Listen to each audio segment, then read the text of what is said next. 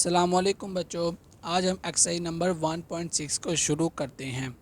इसका पहला सवाल है कि use matrices if possible to solve the following system of linear equation by. ये जो सी एक्सरसाइज है ये 1.6 बहुत ही ज़्यादा इंपॉर्टेंट है क्योंकि पेपरों के अंदर जो है इसमें से लॉन्ग क्वेश्चन के आने के चांसेस हैं। तो इस सबसे पहले हम क्वेश्चन को देखते हैं जिसके अंदर उसने कहा है कि मैट्रिसेस को इस्तेमाल करें अगर पॉसिबल हो कि सिस्टम ऑफ लीनियर इक्वेशन जो आपके पास दी गई हो। इसको हम दो तरीक़ों से सॉल्व करेंगे। पहला तरीका होता है द मैट्रिक्स इन्वर्जन मेथड के साथ और दूसरा होता है क्रैमर रूल।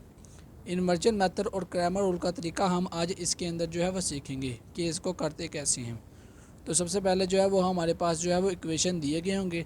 हमने इसको सबसे पहले इन्वर्जन मेथड के साथ सॉल्व करना है, उसके बाद जो है वो हम क्रैमर रूल के साथ सॉल्व करेंगे। पेपरों के अंदर जो है वो हमें दोनों में से एक तरीका दे सकता है या फिर दोनों तरीके दे सकता है कि आप दोनों तरीके से सॉल्व करें, दोनों में से या फिर एक तरीके से सॉल्व करें। तो मैं आपको दोनों तरीके से समझा दूँगा। पेपरों के अंदर कोई भी तरीका आपके पास आ सकता है। सबसे पहले हमारे पास जो है वो ये जो इक्वेशन है ये हमारे पास गिवन किए गए होंगे। उसके बाद जो है वो हमने इनको कॉलम की शक्ल में लिखना है। कॉलम की शक्ल आपको पता ही है कि कैसे लिखते हैं कि एक ब्रैकेट्स बनाकर उसके अंदर नंबरों को लिखना होता है। तो सबसे पहले जो है वो हम इन नंबरों को अलहदा कर देंगे और एक्स वाई को अलहदा मैट्रिक्स बना देंगे और इस फोर्सेस को अलहदा मैट्रिक्स बना देंगे। शुरू करते हैं कि इन्वर्जन मेथड, इसको हम उर्दू में ज़रबी माकूस भी कहते हैं। सबसे पहले जैसा कि मैंने आपको कहा था कि इन नंबरों को सबसे पहले हम एक मैट्रिक्स के अंदर बनाएंगे। एक्स वाई को हम अलहदा कर देंगे एंड 4 और 6 को अलहदा कर देंगे।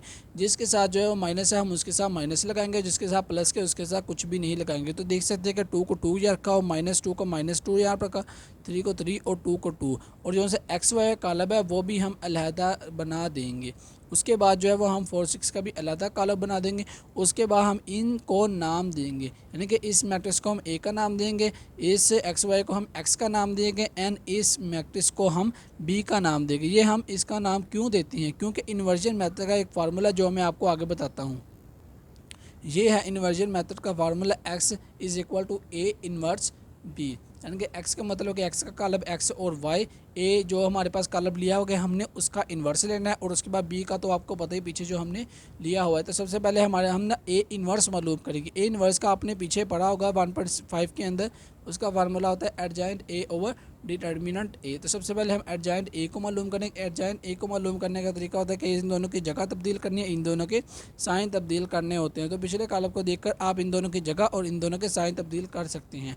उसके बाद जो हम इसका डिटर्मिनेंट लेंगे। डिटर्मिनेंट लेने का सबसे पहला तरीका होता है कि इसको लाइनों में लिखा जाता है। उसके बाद जो हमने इसको इसके साथ मल्टीप्लाई, इसको इसके साथ मल्टीप्लाई करके माइनस करना होता है। तो सबसे पहले हम 2 को 2 के साथ मल्टीप्लाई करेंगे और 3 को -2 के साथ मल्टीप्लाई करके इन दोनों को माइनस करेंगे। तो आप देख सकते हैं कि इसका डिटर्मिनेंट जो है वो 10 आ चुका है। उसके बाद जो है वो उसके बाद जो है हमारे पास ए इन्वर्स आ चुका है। ये सारी values adjoint A over determinant A. तो हम ए इन्वर्स की जगह जो है वो हम ये दोनों वैल्यूज़ लिखेंगे, यानी कि एडजॉइंट ए की जगह ये और डिटर्मिनेंट की जगह ये। तो आप देख सकते हैं कि फार्मूले के मुताबिक हमने एक्स की जगह उसकी वैल्यू रखी, ए इन्वर्स की जगह उसकी वैल्यू, डिटर्मिनेंट ए और डिटर्मिनेंट ए और एडजॉइंट ए। उसके बाद हमने बी की जगह बी की वैल्यूज़ लिखनी है।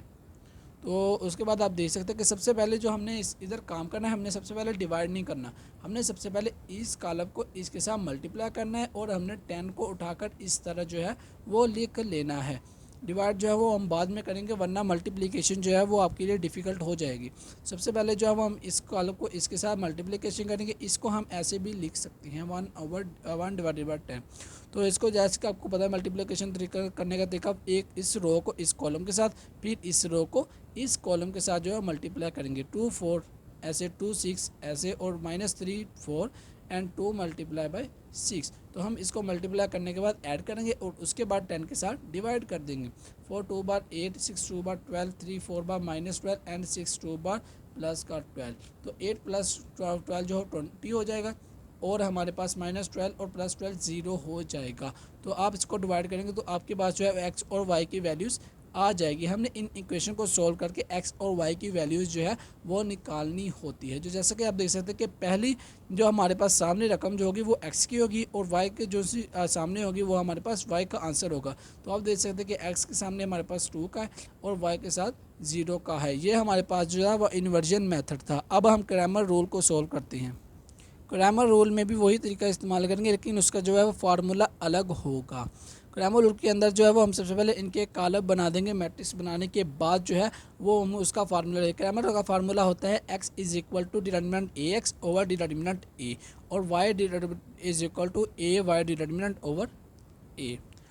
तो हमारे पास जो है ए डिटर्मिनेंट मालूम किया हुआ है और हमने अब ए एक्स डिटर्मिनेंट मालूम करना है। तो देखते हैं कि ए एक्स डिटर्मिनेंट कैसे आता है। ए डिटर्मिनेंट जो वो हमने पीछे मालूम किया, हम उसी को उठा के इधर रख देंगे।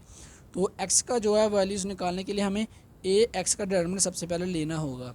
तो देख सकते हैं कि सबसे पहले हमने ना इस कॉलम को इसी तरह ऐसे लिखना है लाइनों के अंदर, लेकिन इसके अंदर थोड़ी सी चेंजिंग होगी कि जब हमने ए एक्स का डिटर्मिनेंट लेना है तो ये हमारे पास जो है ये बी कॉलम, उसके अंदर हम इस फोर्स इसको उठाकर इसकी जगह जो है वो लिख देंगे। फोर्स इसको उठाकर इस यानी कि इस कॉलम की जगह हम लिख देंगे। तो ये हमारे पास जो है ये ए एक्स का मैट्रिक्स आ जाएगा। तो ये जो दो वैल्यूज़ हो गए हम इसको उठा के बाहर फेंक देंगे और फोर्स इसको उठाकर इसी की जगह लिख देंगे, और -2 और 2 इस तरह ही रहेगा। तो आप देख सकते हैं कि हम जब ए एक्स का डिटर्मिनेंट लेंगे तो हमने इस बी कॉलम को इसकी जगह लिख देना है, और -2 और 2 इसी तरह रहेगा, और हमने इसका डिटर्मिनेंट मालूम कर लेना है। तो आप देख सकते हैं कि डिटर्मिनेंट जो है वो इसका 20 आया है। उसके बाद जो है वो हम ए वाई का डिटर्मिनेंट मालूम करेंगे। ए वाई के डिटर्मिनेंट के अंदर जो है वो हमने दूसरे जो कॉलम है उसको उठाकर बाई पे रखना है। ए एक्स के अंदर हमने इसको उठाकर इसकी जगह रख देना है, और ये वाई के अंदर हमने इसको उठाकर बाई पे रखकर इसकी जगह फोर्स को रख देना है। तो आप देख सकते हैं कि ए वाई को भी हमने मालूम किया हुआ है। 2 और 3 जो है वो हमारे पास वैसे ही आ गया, और हमने इस कॉलम को उठाकर इधर फेंका और बी वाले कॉलम को इधर रख लिया है। उसके बाद जो है उसी तरह हम डिटर्मिनेंट लेंगे। डिटर्मिनेंट लेने के बाद इसका आंसर जो है वो 0 आया है। तो हम इन दोनों वैल्यूज़ को फार्मूले की जगह रख देंगे और उसका आंसर मालूम करेंगे। ए डिटर्मिनेंट आपने पीछे लिया हुआ था वो 10 है, वही हम उठाकर इधर लिखेंगे। तो आप देख सकते हैं कि एक्स के अंदर हमने डिटर्मिनेंट ए एक्स का आंसर 20 आया था, वो हमने इधर लिख लिया है, और डिटर्मिनेंट ए जो हमने पीछे मालूम किया था उसके अंदर 10 था, वो हमने यहाँ पे लिख दिया। उसके बाद वाई जो है वो हमारे पास ए वाई जो है 0 आया था, और ए डिटर्मिनेंट ए जो है वो 10 ही है। तो हम जब इसको डिवाइड करेंगे तो हमारे पास एक्स और वाई की वैल्यूज़ आ जाएगी। हम जिस मर्जी तरीके से चाहे इन्वर्जन मेथड से सॉल्व करें चाहे क्रैमर रूल से सॉल्व करें, हमारे पास आंसर जो है वो सेम ही आएंगे। अब हम उसके बाद जो है पार्ट 2 को सॉल्व करते हैं। जैसे हमने पार्ट 1 को सॉल्व किया उसी स्टेप बाय स्टेप जो है वो हम पार्ट 2 को सॉल्व करेंगे। तो आपने स्टेप्स को याद रखना है कि इन्वर्जन मेथड और क्रैमर रूल को किस तरह स्टेप बाय स्टेप कैसे सॉल्व करना है। उसके बाद सबसे पहले हम वैसी तरह इन्वर्जन मेथड के अंदर इन दोनों को यानी कि नंबरों को जो है हम एक और मैट्रिक्स के अंदर लिख देंगे, और अगर एक्स और वाई के साथ कोई नंबर ना लगाओ तो हम उसकी जगह 1 लगा देंगे। तो आप देख सकते हैं कि एक्स का 2 लगा, हम 2 लगा दिया। इधर जो है कुछ भी नहीं है तो हम इसकी जगह 1 लगा देंगे, और 6 जो है 6 एंड 5 जो है 5। अगर इनके साथ कोई माइनस होता तो हमने माइनस भी लगा देना था, ताकि नहीं है तो हम नहीं लगाएंगे। एक्स और वाई को उसी तरह मैट्रिक्स के अंदर, और 3 और 1 को उसी तरह मैट्रिक्स के अंदर। उसी तरह हम इनको नाम देंगे ए एक्स और बी, और इन्वर्जन मेथड की तरह सॉल्व करेंगे। तो X is equal to A inverse multiply by B. उसी तरह हम ए इन्वर्स को मालूम करने के लिए उसका फार्मूला लिखने के बाद हमें उसका एडजॉइंट मालूम करना है। एडजॉइंट मालूम करने का तरीका होता है इन दोनों की जगह तब्दील करनी है, इन दोनों के साइन तब्दील करने हैं। तो आप देख सकते हैं कि हमने इन दोनों की जगह तब्दील की हुई है और इन दोनों के साइन चेंज किए हैं। उसके बाद जो है वो सीधा एक डिटर्मिनेंट मालूम करेंगे। एक डिटर्मिनेंट हमारे पास जो है वो 4 आया है। उसके बाद जो है वो हमारे पास ए इन्वर्स आ चुका है। हमने इस ए इन्वर्स को उठाकर इस फार्मूले के अंदर पुट करना है। उसी तरह फार्मूले को हम यहाँ पे लिख देंगे, और एक्स की जगह एक्स की वैल्यूज़ ए इन्वर्स की जगह ए इन्वर्स की वैल्यू ये हमारे पास 4 जो है वो नीचे आ जाता था, लेकिन हम इसको ऐसे भी लिख सकते हैं। उसके बाद बी की वैल्यूज़ हम यहाँ पे लिख देंगे। सबसे पहले हम इनको मल्टीप्लाई करेंगे, मल्टीप्लाई करने के बाद 4 के साथ डिवाइड करेंगे। तो आप देख सकते हैं कैसे हमने इसको इसके साथ मल्टीप्लाई, इसको इसके साथ मल्टीप्लाई करने के बाद जो है वो हमने ऐड किया हुआ है। ऐड करने के बाद जो है वो हमारे पास आंसर आएगा, हमने उसको जो है 4 के साथ डिवाइड करना है। तो आप देख सकते हैं कि 4 के साथ डिवाइड होने के बाद x की वैल्यू जो है वो हमारे पास 7/2 आई है, और y की वैल्यू -4 आई है। तो हम इसको सोल्यूशन सेट में या फिर ऐसे भी लिख सकते हैं। उसी तरह हम क्रैमर रूल का तरीका इस्तेमाल करेंगे। पहले इनको कॉलम मैट्रिक्स के अंदर लिख लेंगे। उसके बाद जो क्रैमर का रूल का तरीका आपको मैंने पार्ट 1 के अंदर बताया था कि एक्स को क्रैमर रूल के अंदर जो है वो ये फार्मूला होता है, X is equal to A X का डिटर्मिनेंट ओवर ए का determinant and Y is equal to A Y का डिटर्मिनेंट ए का डिटर्मिनेंट। तो ए एक्स का डिटरमिनेंट मालूम करने का तरीका आपको पता है कि हमने इस वाले कॉलम को पहले कॉलम के साथ, यानी कि इस वाले कॉलम को पहले कॉलम के साथ रख देना और इस वाले कॉलम को हमने उठा के बाहर रख देना और 3 1 को इसकी जगह रख देना है। तो एक्स के अंदर आप देख सकते हैं कि हमने लगाया हुआ है 3 1 और 1 और 5, उसी तरह आ जाएगा। इसका डिटरमिनेंट मालूम करेंगे और ए वाई के अंदर जो है वो हमने दूसरे, यानी कि दूसरे कॉलम को उठा के बाहर पे आने देंगे एंड 3 और 1 को उठाकर इसकी जगह रख देंगे। तो 2/6 और 1 तो 3 और 1 यहाँ पे आ जाएगा। तो आप देख सकते हैं कि ए वाई के अंदर हमने ऐसे ही किया हुआ है कि हमने किसको उठाकर इस वाले कॉलम को उठा के फेंक दिया और 3 1 को यहाँ पे रख दिया है। तो आप देख सकते हैं कि ए वाई की वैल्यूज़ भी हमारे पास आ चुकी है। तो हम उसके बाद जो है वो इसको डिवाइड करेंगे फार्मूला के अंदर रख कर, तो हमारे पास जो है उसी तरह आंसर आ जाएगा जो कि हमने इन्वर्जन मेथड के अंदर सॉल्व किया हुआ है। अब हम पार्ट 3 को सॉल्व करते हैं। उसी तरह जो है वो हमारे पास जो है दोनों इक्वेशन दी गई होंगी, उसके साथ हमें उसी के साथ जो है मेथड इन्वर्जन मेथड के साथ जो है सॉल्व करना होगा। सबसे पहले हम इन्वर्जन मेथड के साथ उसी तरह क्रैमर रूल के साथ सॉल्व करेंगे। हमने इनको एक मैट्रिक्स की शक्ल में लिखना है, उसके बाद जो है वो हम इन्वर्जन मेथड की तरह सॉल्व करेंगे, यानी कि 4 और 3 और 2 और वाई इसके साथ कुछ भी नहीं तो इसके साथ जो है वो हम 1 लगा देंगे, लेकिन किसका, -1 का। तो हम इसका अलहदा मैट्रिक्स बनाएंगे, एक्स और वाई का अलहदा मैट्रिक्स बनाएंगे। यहाँ पे मैंने एक्स और वाई लिखना था, गलती से 8 और -1 किया गया, तो यहाँ पे हमने एक्स और वाई लिखा और उसके बाद जो है वो हम इनको नाम देंगे। इस मैट्रिक्स को ए का नाम, इसको हम एक्स का नाम एंड इसको हम बी का नाम देंगे। तो इन्वर्जन मेथड का आपको फार्मूला पता है कि x is equal to A inverse B होता है। तो हमने सबसे पहले ए इन्वर्स के अंदर एडजॉइंट ए और डिटरमिनेंट ए मालूम करना होता है। तो सबसे पहले हम जो है वो ए डिटरमिनेंट मालूम करेंगे, उसी तरह इसको इसके साथ मल्टीप्लाई करने के बाद माइनस कर देंगे। तो आप देख सकते हैं कि हमारे पास जो है वो -10 आंसर आ चुका है। उसके बाद जो है वो हम एडजॉइंट ए को मालूम करेंगे, यानी कि एडजॉइंट ए को मालूम करने का तरीका इसको इसके साथ जगह तब्दील कर देंगे एंड इसके साइन चेंज कर देंगे। तो आप देख सकते हैं कि हमने एडजॉइंट ए भी मालूम किया है। उसी तरह हम फार्मूले को लिखने के बाद उसकी जगह जो है वैल्यूज़ पुट कर देंगे। तो हमारे पास ए इन्वर्स का जो है वैल्यूज़ आ चुके हैं, हम उसकी जगह जो है वैल्यूज़ पुट कर देंगे। तो आप देख सकते हैं कि हमने एक्स की जगह जो है एक्स वाई वैल्यू पुट की है और ए इन्वर्स की जगह एडजॉइंट ए और डिटरमिनेंट ए को पुट कर दिया और साथ बी की वैल्यूज़ लिखी हुई है। उसी तरह हमने इसको साइड पे पहले लिख लेना है 1/10, यानी कि -10 माइनस का 10 है, हम इसको जिस मर्जी के साथ माइनस लिख सकते हैं। तो हमने इसको इसके साथ मल्टीप्लाई एंड इस रो को इसके साथ मल्टीप्लाई करने के बाद जो है वो हम 10 के साथ -10 के साथ डिवाइड करेंगे। तो जैसा कि आप देख सकते हैं कि जैसा हमने उसी तरह इनको मल्टीप्लाई किया और उसके बाद जो है वो हमने ऐड करने के बाद अर्ध 10 के साथ डिवाइड किया हुआ है। ये जो हमारे पास आंसर आ चुके हैं, हमने इसको इसके इन दोनों को मल्टीप्लाई करने के बाद इनको ऐड करना है और ऐड करने के बाद इसके साथ डिवाइड करना है। तो आप देख सकते हैं कि उसी तरह जो है वो हमने ऐड करने के बाद जो है वो इनके साथ माइनस किया हुआ, ये जो सा हमारे पास माइनस माइनस कैंसिल हो जाएंगे और जो इसका आंसर आया 6 और 10। हम अगर ये कटिंग नहीं हो रही तो हमने वो टेबल ढूंढना जिस पे दोनों कटिंग हो रही है, जैसे कि ये भी 2 पे कटिंग हो रहा है, ये भी 2 पे कटिंग हो रहा है, लेकिन किस टेबल पर 3 के, 3 2 बार 6 एंड 5 2 बार 10। तो ये 3 और 5 पे कटिंग होता है, ये हमने लिख लेना है एक्स की जगह। और वाई की वैल्यू निकालने के लिए -28 एंड -10, तो माइनस माइनस कैंसिल और ये भी 2 के टेबल पर कटिंग हो रही है, इनके 5 2 बार 10 एंड 14 2 बार 28। तो वो भी हमने लिख लेना है आंसर, एक्स का आंसर ये और वाई का आंसर ये। उसके बाद हम इसका क्रैमर रोल का तरीका अप्लाई करेंगे। क्रैमर रोल के तरीके में भी सबसे पहले वही होता है कि मैं इनको पहले मैट्रिक्स की शक्ल में लिखना है। उसके बाद क्रैमर रोल का फार्मूला होता है कि x is equal to determinant A x over A का determinant and Y is equal to A Y का डिटरमिनेंट ओवर ए का डिटरमिनेंट।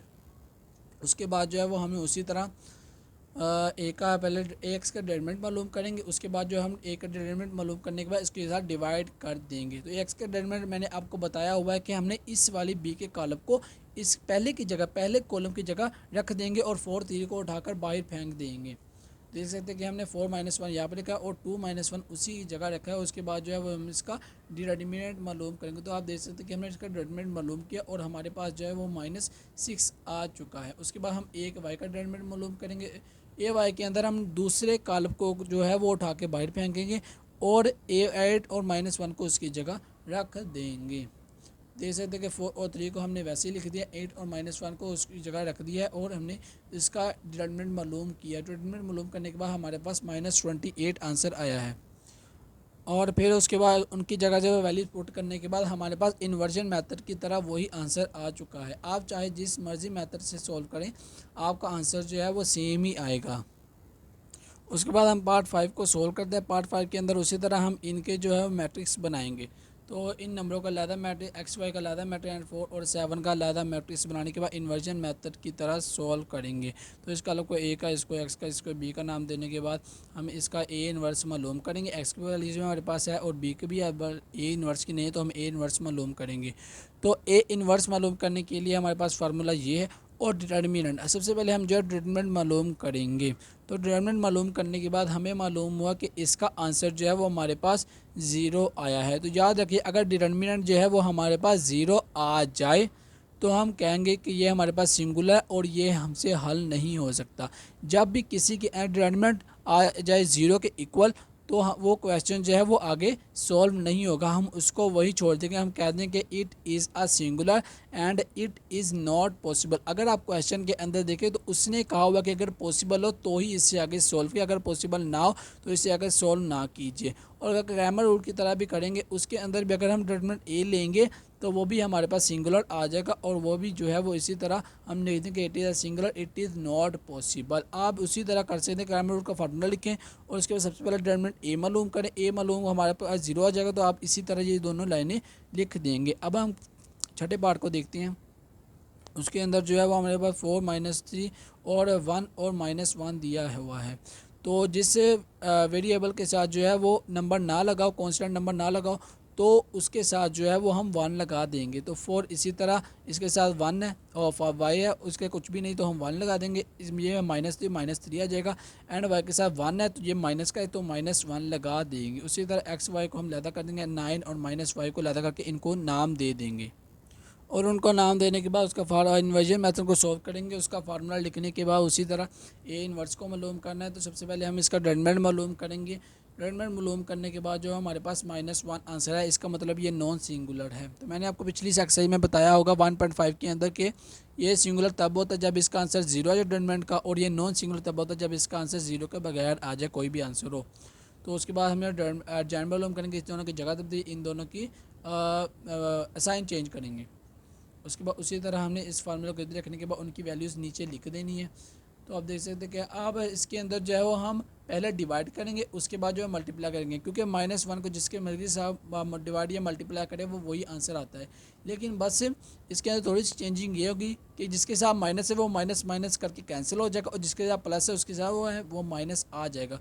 तो आप देख सकते हैं कि इन दोनों के साथ माइनस है, इन दोनों के साथ प्लस आ जाएगा, माइनस माइनस कैंसिल हो चुका है। उसके बाद जो है इन दोनों के साथ प्लस था, इन दोनों के साथ माइनस लगा देंगे। उसी तरह हम इसको नीचे लिखेंगे, इन दोनों की मल्टीप्लिकेशन करेंगे। मल्टीप्लिकेशन करने के बाद जो है वो हमारे ऐड करेंगे। ऐड करने के बाद हमारे पास आंसर आ जाएगा ये वाला, यानी कि 9 फाइव वाला 4 आ गया एंड वाई का आंसर जो है वो हमारे पास -7, ये हमारे पास माइनस लगा हुआ है और -7 आ जाएगा। उसके बाद हम ग्रामर रूल की तरह सोल्व करेंगे। कॉलम को ऐसे या मैट्रिक्स या कॉलम को इसी तरह हम ऐसे लिख लेंगे और ग्रामर रूल का फार्मूला लिखेंगे। फार्मूला लिखने के बाद इनको इनके डिटरमिनेंट को मालूम करेंगे। डिटरमिनेंट ए का जो है वो हमने इन्वर्जन मेथड के अंदर सॉल्व किया हुआ, हम उसी को उठा के इधर रख देंगे और ए एक्स और ए वाई के डिटरमिनेंट मालूम करेंगे। जैसा कि आप जानते हैं कि हमने ए एक्स को मालूम करने के लिए इस वाले कॉलम को उठाकर बाहर फेंक देंगे एंड इसको इसकी जगह रख देंगे 1 और -1 ऐसे ही। और ए वाई मालूम करने के लिए हमने दूसरे कॉलम को उठाकर बाहर फेंक देना है और उसकी जगह ये है वो हम ये रख देंगे। तो आप देख सकते हैं कि एक मालूम करने के लिए हमारे पास ये डिटरमिनेंट है और हमने इसको मालूम करने के बाद ये हमारे पास -4 आया है। उसके बाद हमने ए वाई को मालूम किया और ए वाई को मालूम करने के बाद जो हमारे पास ए वाई का डिटरमिनेंट ये आया है। हम इन दोनों वैल्यूज़ को इन फार्मूले की जगह रखने के बाद इसका एक्स और वाई की वैल्यूज़ मालूम करेंगे।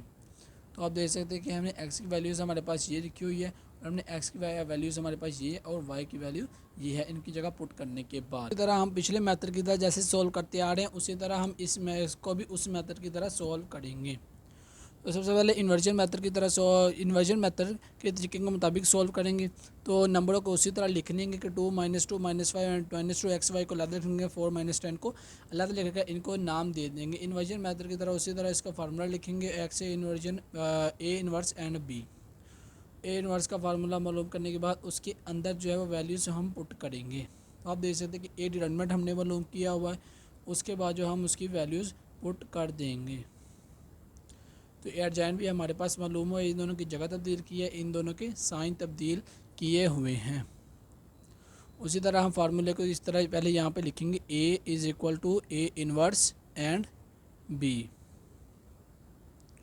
तो आप देख सकते हैं कि हमने यहाँ पे जो है वो इन्वर्स डिटरमिनेंट जो है वो डिवाइड हो रहा होता है, हमने इसको उठा के इधर रख लिया है। उसके बाद जो है हम सबसे पहले इन दोनों को मल्टीप्लाई करवाएंगे। मल्टीप्लाई मैंने डायरेक्ट किया हुआ है कि सबसे पहले हमने इसके साथ मल्टीप्लाई करेंगे, -2 को 4 के साथ मल्टीप्लाई किया तो -8 आ गया, और इसको इसके साथ मल्टीप्लाई किया तो माइनस प्लस माइनस आ जाएगा, तो -20 आ जाएगा। उसके साथ हम इस रो को इसके साथ मल्टीप्लाई करेंगे, 5 4 × 20 एंड 2 को -10 के साथ करेंगे, -20 आ जाएगा। और माइनस माइनस का जो है प्लस, लेकिन के साथ माइनस ज़रूर आएगा, -28। और उसके बाद -20 और -20 क्या हमारे पास आ जाएगा, 0। तो आप देख सकते हैं कि कैसे हमने इसको सॉल्व किया हुआ है। हमने जो सा हमारे पास आंसर आएगा हमने उसको डिवाइड करना है -14 के साथ। तो जब हम डिवाइड करेंगे माइनस माइनस कैंसिल, और इसका आंसर प्लस के 2 के अंदर आ जाएगा, और 0 के जिस मर्जी के साथ डिवाइड करने हमारे पास, ये मैंने 0 लगाया हुआ, थोड़ी सी गलती हो गई थी। उसके बाद हम एक्स की जगह जो है वो 2 पुट करेंगे और वाई की जगह 0 पुट करेंगे, आमने सामने देख कर कि एक्स की जगह कौन सी वैल्यू आ रही है और वाई के सामने जो है वो कौन सा आंसर आ रहा है। अब हम क्रैमर रूल की तरह सॉल्व करेंगे। क्रैमर रूल का तरीका वही होता है कि हमने पहले इसको मैट्रिक्स के अंदर लिखना है इक्वेशन को, उसके बाद जो हम इसका फार्मूला लिखेंगे। फार्मूला लिखने के बाद इनके फार्मूला के अंदर जो वैल्यूज़ हैं हमको उनका वैल्यूज़ मालूम करेंगे। वैल्यूज़ मालूम करने के बाद जो हम उसके आंसर को पुट कर देंगे इनके अंदर। तो आप डिटरमिनेंट का आपको क्रैमर रूल का आपको पता ही होगा कि हमने इसको उठाकर ए एक्स के अंदर इसको उठाकर इसकी जगह पुट कर देना, एंड ए वाई के अंदर इसको उठाकर इसकी जगह पुट करके इनकी वैल्यूज़ मालूम करनी है। तो आप देख सकते हैं कैसे हमने इनका डिटरमिनेंट लिया। डिटरमिनेंट लेने के बाद जो हमारे पास आंसर आया -28x का और ए एक्स का, सॉरी। उसके बाद ए वाई का डिटरमिनेंट आप देख सकते हैं कि हमने लिया हुआ है और हमारे पास जो है वो 0 आ गया है, तो मैं यहाँ पे 0 लगा दूँगा और यहाँ पर आ गया -28। इसी तरह ए एक्स का डिटरमिनेंट ये है, ए वाई का डिटरमिनेंट ये है। उसी तरह फार्मूला के अंदर पुट कर देंगे और इसका आंसर निकाल लेंगे। अगर आपके पास ए डिटरमिनेंट ना हो तो आपने खुद इधर मालूम करना है। मैंने पीछे जो इन्वर्जन मेथड के अंदर निकाला हुआ है मैं उसी को उठाकर इधर रख रहा हूँ, लेकिन आपने इसके अंदर खुद निकालना है। तो देख सकते हैं कि माइनस माइनस का कैंसिल हो जाएगा और एक्स के वैल्यूज़ 2 आ जाएगी और उसके साथ वाई का आंसर जो है वो 0 आ जाएगा। ये हमारे पास पहले क्वेश्चन का लास्ट पार्ट है। तो देखिए ज़रा, पहले ही हमने उसके अंदर 3 4 को अलहदा एंड 1 और 2 को ए मैट्रिक्स के अंदर लिख लेना है, माइनस जिसके साथ है उसके साथ माइनस लगा देंगे। उसके बाद ए एक्स और वाई को अलहदा लिख देंगे और 4 ए 8 को अलहदा लिख देंगे। उसी तरह इन्वर्जन मेथड के अंदर X is equal to A inverse B. A inverse मालूम करने के डिटरमिनेंट ए मालूम करके आपके सामने किया हुआ है, और उसके बाद ए एडजॉइंट ए मालूम करेंगे। करने के बाद ए इनवर्स की जगह इनकी वैल्यूज़ पुट कर देंगे। तो इधर मैंने 10 लगाया हुआ है, तो हम ऐसे भी इसको लिख सकते हैं 1/10। उसके साथ सबसे पहले इनको इसके साथ मल्टीप्लाई, इसको इसके साथ मल्टीप्लाई करने का 10 के साथ डिवाइड कर, ये मैंने डायरेक्टली जो है वो मल्टीप्लाई किया हुआ है। मैंने इस 1/10 को इधर उठा के लिख लिया। उसके बाद 2 को 4 के साथ मल्टीप्लाई किया 8, 4 को 8 के साथ 32 एंड -1 को 4 के साथ -4 एंड 3 को 8 के साथ 24 आ चुका है। उसके बाद हम 10 को ऐड करने के बाद 10 के साथ डिवाइड करेंगे। तो इनको ऐड करने के बाद ये हमारे पास आंसर आया। जो अब हम इसके साथ मल्टीप्लाई करेंगे, 10 को 40 पे डिवाइड किया तो हमारे पास 4 आंसर आ गया, और उसके बाद 10 को 20 के बाद डिवाइड किया तो हमारे पास आंसर 2 आ जाएगा। ऊपर वाली वैल्यू जो होती है एक्स का आंसर एंड नीचे वाली वैल्यू वाई का आंसर आ जाएगा। उसी तरह क्रैमर रूल के अंदर जो है पहले हम मैट्रिक्स बनाएंगे, उसके बाद जो है क्रैमर रूल का फार्मूला लिखने के बाद इनके अंदर इनको मालूम करने के बाद इनके अंदर वैल्यूज पुट करने के बाद क्रैमर रूल जो एक्स और वाई की वैल्यू मालूम करेंगे। तो आप देख सकते हैं कि एक्स का हमने यहाँ पे लिखा हुआ है, ए वाई को यहाँ पे लिखा हुआ है, तो एक्स से निकालने का तरीका मैंने आपको पीछे बता चुका, उसी मेथड के थ्रू हमने सॉल्व करना है। तो आप देख सकते हैं कैसे हमने इसको मल्टीप्लाई करने के बाद माइनस और प्लस किया हुआ है। तो हमारे पास ए एक्स की वैल्यू ये, वाई की वैल्यू ये, और हमने इसको फार्मूला के अंदर पुट करना है, और हमारे पास उसके बाद एक्स और वाई की वैल्यू वही आ जाएगी जो हमने इन्वर्जन मेथड के अंदर निकाला हुआ है। अब हम क्वेश्चन नंबर 2 को सॉल्व करते हैं। उसके पहले क्वेश्चन के अंदर जो है वो हमें सीधी सादी जो है क्वेश्चन दिए गए होंगी, लेकिन दूसरे और तीसरे और जितने भी आगे एंड द क्वेश्चन है चैप्टर एक्सरसाइज नंबर 1.6 के अंदर, उसके अंदर जो है हमें ये इंग्लिश दी होगी। हमने इसको इंग्लिश को सॉल्व करके हमने इसकी इक्वेशन बनानी है। तो क्वेश्चन नंबर 2 को पढ़ते हैं। तो उसके अंदर उसने कहा कि the length of a triangle की लेंथ जो है इज़ 4 टाइम 4 गुना है इट विद इसकी चौड़ाई के, यानी कि लेंथ का मतलब होता है लंबाई और विड्थ का मतलब होता है चौड़ाई। तो वो कहता है कि ट्रायंगल की लेंथ जो है वो 4 टाइम्स यानी कि 4 गुना ज़्यादा है किसके, चौड़ाई के। उसके बाद उसने कहा कि the parameter of the rectangle is 150 centimetre, कि पैरामीटर रेक्टेंगल की पैरामीटर जो है वो हमारे पास 150 सेंटीमीटर है। तो फाइंड करें द डिमेंशन ऑफ रेक्टेंगल। उसी तरह हमने क्वेश्चन नंबर 1 के अंदर जो हमारे पास इक्वेशन गिवन की गई होंगी, क्वेश्चन नंबर 2, 3, 4, 5 आगे जितने भी क्वेश्चन है उसके अंदर जो हमें ऐसी ही इंग्लिश दी गई होंगी, हमने इसको पढ़कर उसकी इक्वेशन बनानी है। जैसा कि उसने कहा कि length of a triangle is 4 times it's with, तो सबसे पहले हमने लेंथ और विड्थ को एक्स और वाई के इक्वल रख लेना है। तो हम लेट करेंगे कि इसकी चौड़ाई जो है विद एक्स के इक्वल एंड लेंथ जो है वो वाई के इक्वल। और पहली कंडीशन के मुताबिक उसने कहा कि ट्रायंगल की लेंथ जो है वो 4 गुना ज़्यादा है इसकी चौड़ाई से यानी कि विड्थ से। तो आप देख सकते हैं कि हमने y इज़ इक्वल टू यानी कि y हमारे पास जो है वो हमारे पास लेंथ है एंड चौड़ाई जो है वो हमारे पास x है। तो इसी तरह जो है वो हम लिख सकते हैं कि y इज़ इक्वल टू क्या हमारे पास ज़्यादा है, 4 गुना ज़्यादा है विथ से। तो हम लिख सकते हैं कि y is equal to 4x। तो उसके बाद जो है हम 4x को उठाकर इधर रख लेंगे, ये प्लस का इधर आके माइनस का 4x plus y is equal to 0, ये हमारे पास पहली इक्वेशन आ जाएंगी। और दूसरी कंडीशन के मुताबिक उसने कहा कि parameter of the triangle is 150 centimetre, यानी कि हमारे पास जो रेक्टेंगल ऐसे दिया गया होगा और ये हमारे पास जो ये x है और ये हमारे पास y है। तो उसने कहा कि इसकी जो क्या कहते हैं रेक्टेंगुलर की पैरामीटर जो है वो हमारे पास 150 सेंटीमीटर होते हैं। तो पैरामीटर का फार्मूला जो होता है वो हमारे पास ये हुआ है कि 2 multiply by length plus width is equal to 150। ये 150 की जगह हमारे पास पैरामीटर आएगा, तो हमने पैरामीटर की जगह 150 लिखा हुआ है। उसी तरह हमने लेंथ की जगह क्या लिखना है, y, एंड विड्थ की जगह हम लिखेंगे x। तो इसी तरह हम इसको इसके साथ यानी कि इस 2 को यहाँ पे मल्टीप्लाई हो रहा है, हमने इधर जाके इसके साथ डिवाइड करवा देना है। तो आप देख सकते हैं कि हमने सबसे पहले 2 को मल्टीप्लाई हो रहा है, इधर जाके डिवाइड करवा देगा। डिवाइड करवाने के बाद इसका आंसर जो 75 आ जाएगा। तो हमने इसको सीधा करके रखना है, पहले x की वैल्यू उसके बाद y की वैल्यू और 75 लिख देना। ये हमारे पास दूसरी इक्वेशन आ जाएगी। तो हमने दोनों इक्वेशन को यहाँ पर रख के उसी तरह इन्वर्जन मेथड और क्रैमर रूल को सॉल्व करना है। तो देख सकते हैं कि पहले हमने इसको मैट्रिक्स की शक्ल दी हुई है, मैट्रिक्स की शक्ल देने के बाद हम इसको इन्वर्जन मेथड और क्रैमर रूल की तरह सॉल्व करेंगे। तो इन्वर्जन मेथड जो है वो हमारे पास ये गिवन किया गया है, तो इसका फार्मूला ये है। उसी तरह हमने ए इन्वर्स मालूम करना है, पिछले कॉलम को हम उठा के मैट्रिक्स को उठा के इधर रख लेंगे। और उसी तरह हमने इसका एडजॉइंट मालूम करना है, एडजॉइंट मालूम करना है। एडजॉइंट हमारे पास ये आया और एडजॉइंट जो है वो हमारे पास ये आया हुआ है। और उसी तरह हम उसके एक्स जगह एक्स की वैल्यू, ए इन्वर्स की जगह उसकी वैल्यूज़ और 5 डिवाइड हो रहा है, हम इसको उठा के इधर रख लेंगे। और बी की वैल्यू लिखने के बाद हम इसको डिवाइड करेंगे और डिवाइड कहते हैं मल्टीप्लाई करेंगे। तो मल्टीप्लाई करने के बाद उसी तरह ऐड करेंगे, ऐड करने के बाद 5 के साथ यानी कि -5 के साथ जो है हम डिवाइड कर देंगे।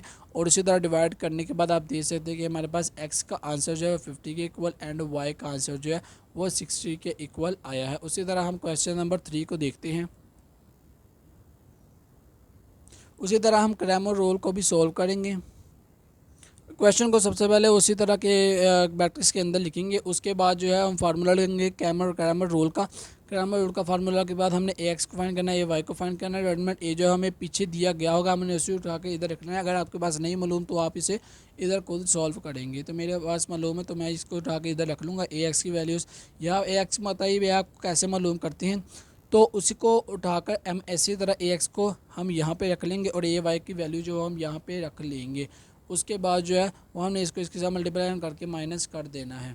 माइनस करने के बाद हमारे पास जो ए एक्स का अंदर -75 एंड ए वाई का आंसर -300 आया है। तो उसके बाद जो हमने ए एक्स की वैल्यू इधर रख देनी है, ए की वैल्यू हमारे डिवाइडमेंट हमने यहाँ पे लिख देना है। उसके बाद हम इसको डिवाइड करेंगे, डिवाइड करने के बाद उसी तरह एक्स का अंदर हमारे पास 50 आया और वाई का आंसर 60 आ चुका है। ये हमारे पास था क्रैमर रूल का तरीका। अब हम क्वेश्चन नंबर 3 को देखते हैं। क्वेश्चन नंबर 3 भी क्वेश्चन नंबर 2 की तरह थोड़ा सा मिलता जुलता है, बस इसके अंदर कंडीशन जो है वो थोड़ी सी डिफरेंट है। तो हम इसको पढ़ते हैं कि 2 sides of a rectangle differ by 3.5 centimetre, यानी कि उसने कहा कि 2 साइडें जो है वो रेक्टेंगल की ऑपोजिट यानी कि एक दूसरे का मुखालिफ है और वो हमारे पास है 3.5 सेंटीमीटर। उसके बाद उसने कहा कि find the dimension of rectangle if it's parameter, अगर इसका पैरामीटर जो है वो 67 सेंटीमीटर हो। उसी तरह हमने लेट कर लेना है कि विथ यानी कि चौड़ाई को एक्स के इक्वल एंड लेंथ को वाई के इक्वल यानी कि लंबाई को। पहली कंडीशन के मुताबिक उसने कहा कि दोनों दो साइडें जो है वो एक दूसरे के मुखालिफ, और जब इसके मुखालिफ हो तो हमने उन दोनों के दरमियान जो है वो माइनस लगाना होता है। तो y minus X is equal to 3.5 centimetre जैसा कि उसने कहा हुआ है। और उसके बाद जो हम इसको सीधा करके रखेंगे, माइनस एक्स को इधर रखेंगे एंड प्लस वाई को इधर रखने के बाद ये हमारे पास जो है वो इक्वेशन 1 आ जाएगी। उसके बाद जो है उसने कहा हुआ है कि पैरामीटर जो है वो 67 सेंटीमीटर। तो आपको पैरामीटर का फार्मूला जो पता होगा कि हमने दूसरी कंडीशन के मुताबिक 2 is equal to L plus B, या फिर आप लेंथ इधर डब्ल्यू अगर आप डब्ल्यू भी लिख सकती हैं, इज़ इक्वल टू पैरामीटर के को, ये हमारे पास पैरामीटर का फार्मूला होता है। उसी तरह हमने लेंथ की जगह वाई की वैल्यू एंड विथ की जगह हमने एक्स की वैल्यूज़ रख लेनी है, और पैरामीटर की जगह 67 रख लेना है, और 2 इधर मल्टीप्लाई हो रहा है उधर जाकर डिवाइड होगा तो हमारे पास 33.5 आ जाएगा आंसर। ये हमारे पास इक्वेशन 2 है और ये हमारे पास इक्वेशन 1। हम इसको इधर रखने के बाद उसी तरह इन्वर्जन मेथड को सोल्व करेंगे और क्रैमर रूल को सोल्व करेंगे। तो आप देख सकते हैं कि पहले हमने इसको मैट्रिक्स के इक्वल रखा, इनको नाम दिया, उसके बाद इन्वर्जन मेथड की तरह A in x is equal to A inverse B लिखेंगे, और इसका एडजॉइंट यहाँ पे हमने मालूम किया हुआ है, और मैंने इसको डिटरमिनेंट जो है वो हमने डायरेक्ट किया हुआ है, क्योंकि डिटरमिनेंट जो होता है वो इसके साथ मल्टीप्लाई इसको इसके साथ मल्टीप्लाई माइनस करना होता है। तो ये हमारे पास जो ये 1 वैल्यूज़ हैं तो हम इसको सीधा डिडक्ट कर सकते हैं कि -1 को 1 के साथ मल्टीप्लाई किया -1 एंड 1 को 1 के साथ 1 आ जाएगा, लेकिन उसको माइनस करना है तो -1 एंड -1 हमारे पास -2 आ जाएगा।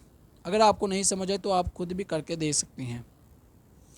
उसी तरह हम फार्मूले की जगह उनकी वैल्यूज़ को पुट करेंगे, वैल्यूज़ को पुट करने के बाद जो है वो हमारे पास आंसर आ जाएगा। हमारे पास डिटरमिनेंट जो था वो -2 था, हमने इसको उठाकर इधर रख लिया, और उसके बाद सबसे पहले हमने इसको इसके साथ मल्टीप्लाई करना है, उसके बाद 2 - 2 के साथ डिवाइड करेंगे। तो मैंने इसको डायरेक्ट किया हुआ कि 1 को इसके साथ मल्टीप्लाई किया 3.5, -1 को इसके साथ -33.5, -1 को इसके साथ किया -3.5 एंड -1 को इसके साथ किया तो 33.5 आ चुका है। तो हमने इसको माइनस करने के बाद हमारे पास ये वैल्यूज़ आ जाएगी, 2 के साथ डिवाइड करने के बाद जो है वो हमारे पास x की वैल्यू 15 आ जाएगी एंड y की वैल्यू जो है वो 18.5 आ जाएगी, और माइनस जो है कैंसिल हो जाएंगी। उसके बाद हम क्रैमर रूल के तरीके की तरह सॉल्व करते हैं। सबसे पहले हम उसकी तरह मैट्रिक्स को रखेंगे, मैट्रिक्स को रखने के बाद जो है वो हम उसके फार्मूला लिखेंगे। फार्मूला मैंने ले ही लिखा, तो आपने उसका फार्मूला लिखने के बाद ए एक्स को मालूम करना है, ए वाई को मालूम करना है। ए वाई को मालूम करने के बाद जो है वो हम उसके जो फार्मूले की जगह वैल्यूज पुट करेंगे, वैल्यूज पुट करने के बाद जो हमारे पास इन्वर्जन मेथड का आंसर आया है उसी तरह क्रैमर रूल का भी आंसर आ जाएगा। अगर उसका आंसर सेम ना हुआ हो तो आप क्वेश्चन के अंदर देख सकते हैं कि कोई ना कोई मिस्टेक आपने की होगी। तो अब हम क्वेश्चन नंबर 4 को देखते हैं। तो अब हम क्वेश्चन नंबर 4 को पढ़ते हैं, जिसके अंदर उसने कहा है कि the third triangle of an isosceles is 16 degree less than the sum of two equals angle, find 3 angles of the triangle. Isosceles angle जो है वो हमारे पास इस तरह का होता है। तो उसके अंदर उसने कहा है कि the third triangle of an isosceles is 16 degree less. तीसरा ट्राइंगल जो है वो हमारे पास जो हम वाई ले लेंगे, और उसने कहा कि टू इक्वल एंगल। इस तरह के एंगल्स के अंदर जो होते हैं 2 साइडें हमारे पास इक्वल होती है, जो तीसरी साइड होती है वो दोनों के ऑपोजिट होती है, इनके इक्वल नहीं होती। तो हम जो है वो सम ऑफ 2 इक्वल एंगल को x की वैल्यूज़ लिख देंगे, और जो तीसरा एंगल जो हम उसको y का नाम दे देंगे। तो उसके बाद जैसा कि उसने कहा हुआ है कि हमने सम ऑफ 2 इक्वल, जो हमारे पास 2 इक्वल एंगल है हमने उसको सम यानी कि प्लस करना है, और जो दूसरा थर्ड एंगल है हमने उसको y के इक्वल रख देना है, लेकिन लेस देन 16 डिग्री की। तो हमने पहले लेट कर लेना कि each equal angles are x and the third angle is y। उसके बाद पहली कंडीशन के मुताबिक y is equal to X plus X 2x आ जाएगा, और लेस देन है तो हमने x के साथ जो है -16 लगा देंगे। तो इक्वेशन बनाने के लिए हमने x को इधर उठा के ले आना है, इधर उठाने के बाद -2x plus y is equal to -16। हमने सब जब -2x के साथ जो है माइनस आ जाए तो हमने इन सब के साइन भी चेंज करवा सकते हैं। तो जब हमने इसका साइन चेंज करवाना यानी कि इसको माइनस को प्लस के इक्वल लाना, तो इन सब के भी साइन चेंज होंगे। तो इधर माइनस की जगह प्लस लगाए तो +2x, प्लस की जगह माइनस आ जाएगा और माइनस की जगह प्लस आ जाएगा। तो ये हमारे पास इक्वेशन नंबर 1 होगी। उसके बाद हमने दूसरी इक्वेशन बनाने के लिए find the 3 angle of the triangle सवाल को पढ़ेंगे। सवाल के अंदर उसने कहा कि find the 3 angle of the triangle के। जैसा कि आप देख सकते हैं कि दूसरी कंडीशन के मुताबिक जो है वो हमने इन दोनों को जमा करके y के इक्वल रख लेना है। तो जब हम इनका एंगल मालूम करेंगे तो वो हमारे पास जो है वो 180 डिग्री के आएगा। तो हम कह सकते हैं कि एज वी नाउ डैट कि हम जानते हैं कि x plus X 2x plus Y, तो हमने इन सारे एंगल्स को जमा करना। जब हम इन सारे एंगल को जमा करेंगे इसको, तो हमारे पास जो है 180 डिग्री का जाविया बनेगा। तो वो हम जो है वो हम यहाँ पे लिख देंगे कि x plus X 2x plus Y is equal to 180 degree के होता है। ये हमारे पास दूसरी कंडीशन आ जाएगी। तो ये हमारे पास इक्वेशन बन चुकी है। हमने इसका उसी तरह इन्वर्जन मेथड और क्रैमर रूल की तरह सॉल्व करेंगे। तो मैंने अगर सिर्फ यहाँ पे इक्वेशन बनाकर दी हुई है, आपने इसका इन्वर्जन मेथड और क्रैमर रूल खुद ही सॉल्व करना है। जब तक आप खुद नहीं इस क्वेश्चन को सॉल्व करेंगे तब तक जो है वो आपको इनकी समझ नहीं आएंगी। अब हम क्वेश्चन नंबर 5 को सोल्व करेंगे, जिसके अंदर जो है उसने क्वेश्चन किया है कि one acute angle of a right triangle, यानी कि एक एक्यूट एंगल है राइट ट्राइंगल के इज़ 12 डिग्री मोर देन, ज़्यादा है twist the other acute angle की। तो फाइंड करे acute angles of the right triangle. Right triangle जो है वो हमारे पास इस तरह की शेप की होती है, जिसके अंदर जो है वो 90 डिग्री का जो है वो एंगल होता है। तो उसने अंदर क्वेश्चन के अंदर कहा कि one acute angle of a right triangle. तो हमने राइट ट्राइंगल जो है इस तरह की बना लेनी होती है। उसके बाद जो हमने लेट कर लेना होता है कि वन एक्यूट एंगल, यानी कि पहला जो एंगल है वो हमारे पास एक्स है और जो दूसरे एंगल जो है वो हमारे पास वाई के इक्वल है। तो जैसा कि उसने कहा कि one acute angle of a right triangle is 12 मोर, यानी कि 12 से क्या है ज़्यादा है। तो हम कहेंगे कि वन एक्यूट एंगल हमारे पास एक्स था, तो हमने x इज इक्वल टू लिख देना है कि 12, कौन सा 12 लिख देना है। उसके बाद जो है more than the twist other acute, यानी कि y के दूसरे एंगल से। अगर हमारे पास x, मिसाल के तौर पर अगर हमारे पास x ये वाला हो तो दूसरे एंगल जो हमारे पास ये y होगा और ये हमारे पास y होंगे। तो y प्लस वाई कितना हो जाएगा 2 हो जाएगा। तो हम पहली कंडीशन के मुताबिक लिखेंगे कि x is equal to 2y plus 12, क्योंकि उसने कहा कि ये 12 जो है वो उन एंगलों से है वो ज़्यादा है। तो हम लिखेंगे x is equal to 2y plus 12। Equation बनाने के लिए हम 2y को इधर ले आएंगे, माइनस 2y कर देंगे। तो ये हमारे पास जो है पहली इक्वेशन आ जाएगी। उसके बाद दूसरी कंडीशन क्या होती है कि हमने इन सारे जो क्या कहते हैं एंगल्स को जमा करना होता है। तो हमारे पास जो है एक एंगल हमारे पास क्या बना हुआ है 90 डिग्री का। तो हम इनको हम हटा दें दूसरी कंडीशन के मुताबिक। ये हमारे पास पहली कंडीशन के मुताबिक था।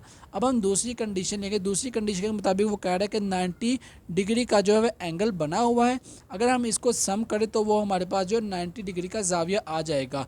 तो हमारे पास दूसरे कंडीशन के मुताबिक हम लिख सकते हैं कि एज वी हम जानते हैं कि x plus Y is equal to 90 degree का होता है, क्योंकि अगर एक की तरफ जो है 90 डिग्री जाविया बना तो दूसरी तरफ भी वही बनेगा, तीसरी तरफ भी वही बनेगा। तो हम दूसरी कंडीशन के मुताबिक लिख सकते हैं कि x plus Y is equal to 90 degree. तो हमने दोनों क्वेश्चन को उठाकर इधर रख लेना है और उसी तरह इन्वर्जन मेथड और ग्रामर रूल के तरीके की तरह सॉल्व कर देना है। तो मैंने यहाँ पे एक क्वेश्चन बना दिया, तो आपने उसी तरह जो है ग्रामर रूल और इन्वर्जन मेथड की तरह सॉल्व करना है। तो अब हम क्वेश्चन नंबर 6 को देखते हैं। अब हम क्वेश्चन नंबर 6 को देखते हैं, जिसके अंदर उसने कहा कि 2 cars that are 600 kilometre apart are moving towards each other, के दो गाड़ियाँ जो 600 किलोमीटर की रफ्तार के साथ एक दूसरे की तरफ आ रही हैं। Their speed differ by 6 kilometre per hour, उनकी पर आवर के मुताबिक 600 किलोमीटर रफ्तार है। And the cars are 123 kilometre part after 4/1/2, यानी कि 4.5 घंटे के बाद उनकी रफ्तार जो है वो 123 किलोमीटर आ जाती है। तो उसने कहा कि find the speed of each other. उसी तरह के मुताबिक कि हमने सबसे पहले लेट कर लेना है कि दो कारें जो है ना, हमने एक कार को फर्स्ट कार को लेट कर लेना है x के equal and the second car को कर लेना है y के इक्वल। तो पहली कंडीशन के मुताबिक उसने कहा कि इन दोनों की स्पीड जो वो डिफ़र, यानी कि डिफ़र हम ले सकते हैं कि माइनस बाय 6 किलोमीटर है।